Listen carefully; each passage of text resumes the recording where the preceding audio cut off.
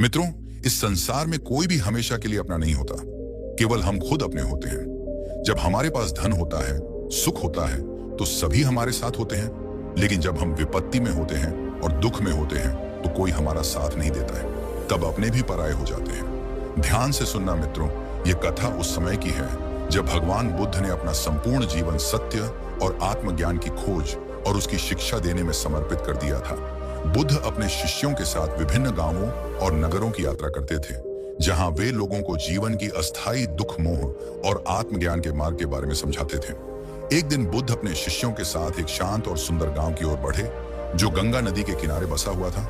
यह गांव जीवन की सामान्य कठिनाइयों से जूझ रहा था। यहाँ के लोग रोजमर्रा के संघर्षों से परेशान थे, जिनमें गरीबी, सामाजिक असमानता और आपसी झगड़े शामिल थे। गांव में अंधविश्वास और धर्म के नाम पर लोग भटक रहे थे। लोगों का मानना था कि अगर वे किसी विशेष देवता की पूजा करें या अनुष्ठान करें, तो उनके सारे दुख दूर हो जाएंगे। लेकिन असल में वे अपने ही भीतर के अज्ञान और मोह से जूझ रहे थे और उन्हें मार्गदर्शन की आवश्यकता थी।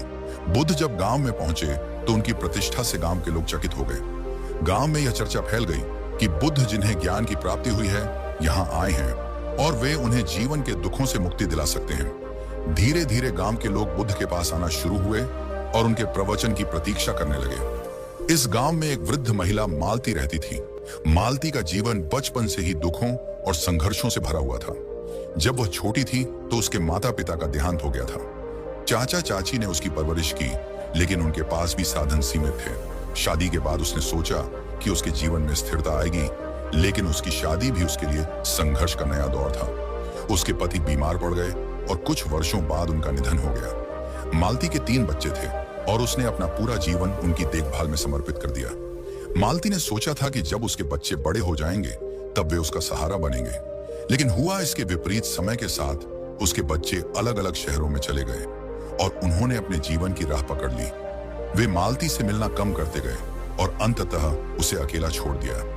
यह अकेलापन और परित्याग मालती के लिए सबसे बड़ा दुख बन गया था। वह हर रोज अपने बच्चों का इंतजार करती थी, लेकिन कोई भी उसे देखने नहीं आता था। मालती का सवाल हमेशा यह रहता था, मैंने अपने बच्चों के लिए इतना कुछ किया, उन्हें पाला पोसा, उन्हें प्यार दिया, फिर क्यों वे मुझे अकेला छोड़ गए?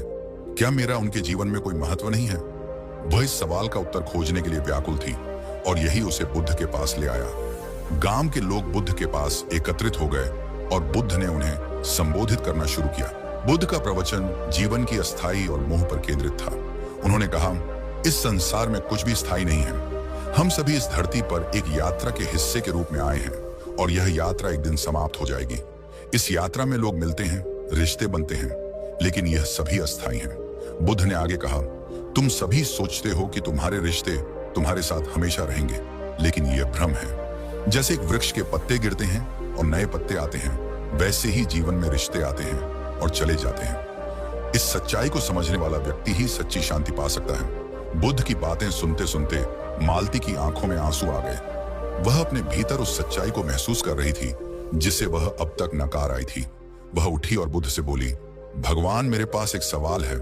मैंने अपने बच्चों के लिए सब कुछ किया, उन्हें पाला, उनकी देखभाल की, लेकिन अब वे मुझे छोड़कर चले गए हैं।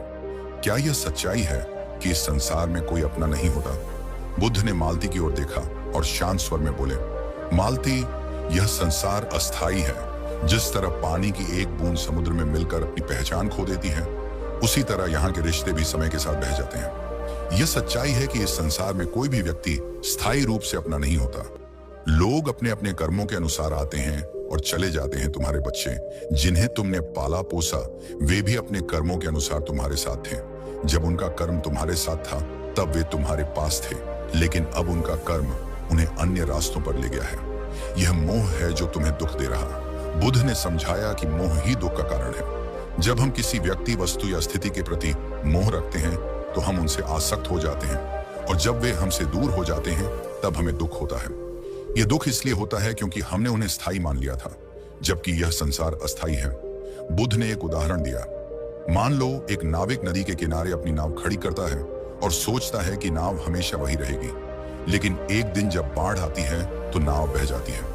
अब अगर नाविक उस नाव से मोह कर ले तो उसे बहुत दुख होगा, लेकिन अगर वह यह समझ ले कि वह नाव अस्थायी थी तो उसे कोई दुख नहीं होगा। मालती के मन में बुद्ध की बातें गहराई तक उतर रही थीं। उसे अब यह समझ में आ रहा था कि उसका दुख क्यों है।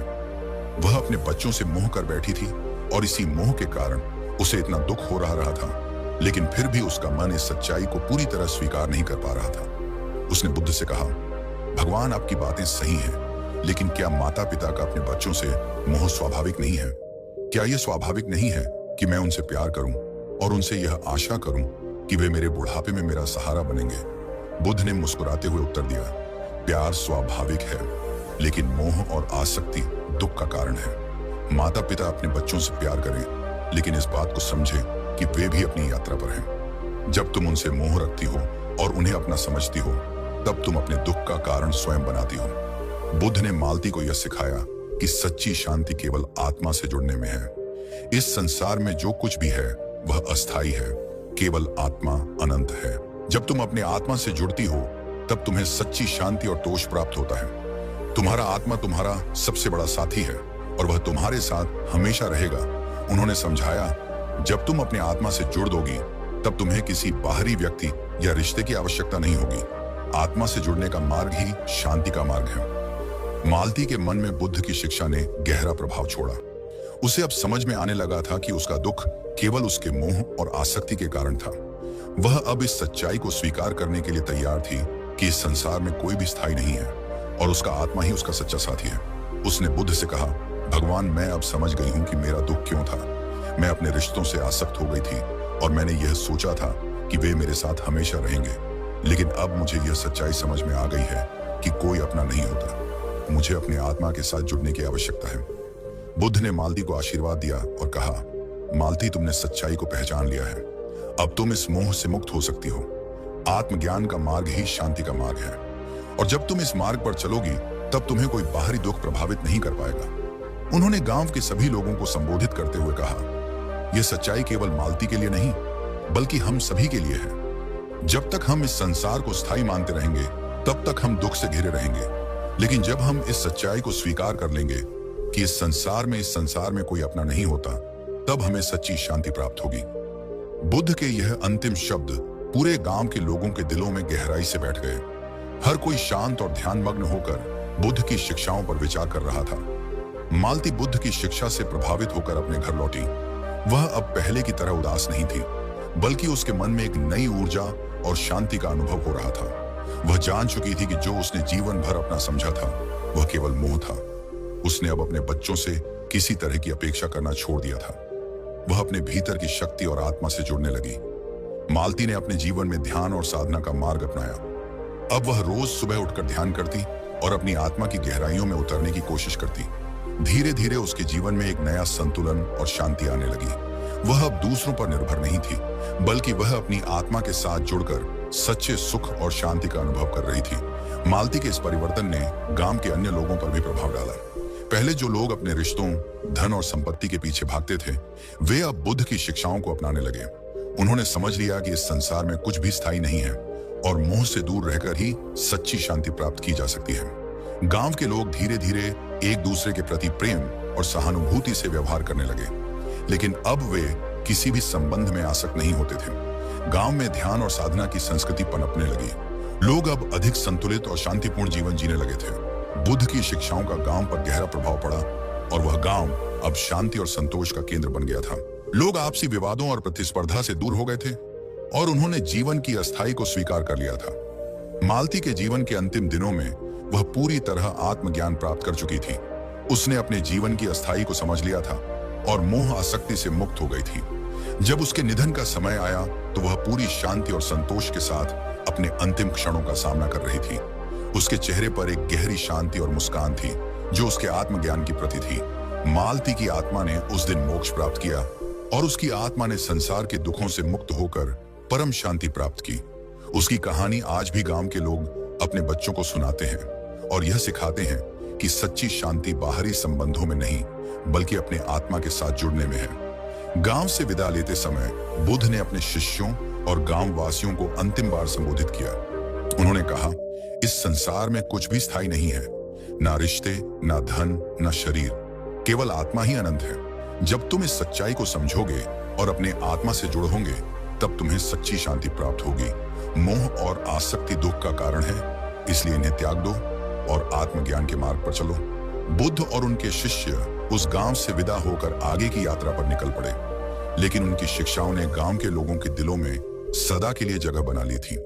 मालती की कहानी आज भी इस बात की याद दिलाती है कि इस संसार में कोई अपना नहीं होता और सच्ची शांति केवल आत्मा के साथ जुड़ने में है। यह कथा हमें यह सिखाती है कि जीवन में मोह और आसक्ति हमें दुख की ओर ले जाते हैं। हम सोचते हैं कि हमारे रिश्ते, हमारी संपत्ति और हमारी पहचान स्थायी है, लेकिन यह केवल भ्रम है। इस संसार में कुछ भी अपना नहीं है, और जब हम इस सच्चाई को स्वीकार कर लेते हैं, तब हमें सच्ची शांति और संतोष प्राप्त होता है। मालती की कहानी उस सत्य की यात्रा है जिसमें उसने आत्मज्ञान और शांति प्राप्त की और यह संदेश दिया कि आत्मा के साथ जुड़ने का मार्ग ही सच्चा मार्ग है। बुद्ध की शिक्षाएं आज भी हमें यह याद दिलाती हैं कि इस संसार में कुछ भी स्थायी नहीं है और सच्ची शांति केवल अपने भीतर की आत्मा से जुड़ने में है। दोस्तों, इस संसार में कोई अपना नहीं होता, केवल कुछ पल के साथ ही यहाँ होते हैं। मित्रों, इसी के साथ उम्मीद है कि आपको यह वीडियो जरूर पसंद आई होगी, और अगर वीडियो पसंद आई तो वीडियो को लाइक और चैनल को सब्सक्राइब करें और कमेंट बॉक्स में नमो बुद्धाय वीडियो जरूर लिखें और अपने दोस्तों को भी शेयर करें। धन्यवाद।